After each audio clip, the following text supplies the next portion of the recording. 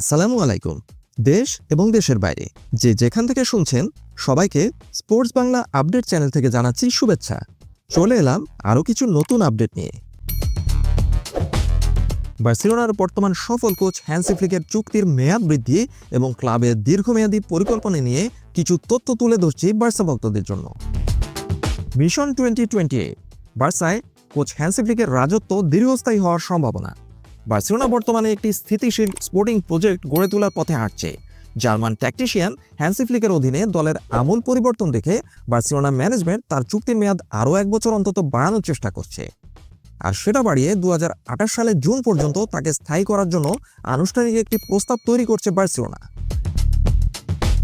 Barcelona sporting director ডেকো এবং president জোয়ান লাপোর্তার একটি কৌশলগত চাল হতে যাচ্ছে এটি। স্পোর্টিং ডিরেক্টর ডেকো চান না কোনো গুরুত্বপূর্ণ ব্যক্তিত্ব তার চুক্তির শেষ বছরে পদার্পণ করুক।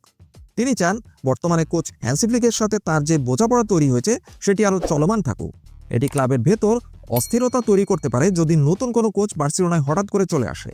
তাই 2027 সালে কোচ হ্যান্সি ফ্লিকের চুক্তি শেষ হওয়ার আগেই তাকে আরও 1 বছরের জন্য লক করে ফেলতে চায় বার্সেলোনা।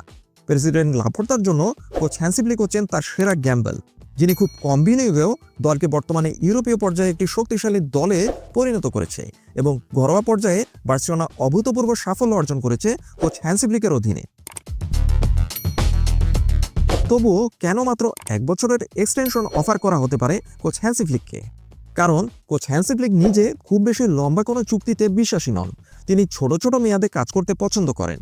এমনকি তিনি ইঙ্গিত দিয়েছেন যে বার্সেলোনাই হতে পারে তার কোচিং ক্যারিয়ারের শেষ অধ্যায়। তাই দুপক্ষই অন্তত 1 বছরের ছোট একটি এক্সটেনশনে একমত হতে পারে, আর সেটি হতে পারে 2028 সালের জুন পর্যন্ত। মাঠে অর্জন করেছেন অভূতপূর্ব সাফল্য, আর এ কারণে বার্সেলোনা ম্যানেজমেন্ট কোচ হ্যান্সি ফ্লিকের উপর অত্যন্ত খুশি। জাভি হার্নান্দেজের রেখে যাওয়া দলকে কোচ হ্যান্সি ফ্লিক কেবল ডেভেলপমেন্টই করেননি, বরং গুরুত্বপূর্ণ ট্রফিও জিতেছেন।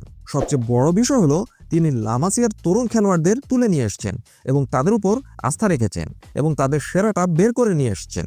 ড্রেসিং রুম এবং বোর্ড উভয় জায়গাতে তার জনপ্রিয়তা এখন তুঙ্গে।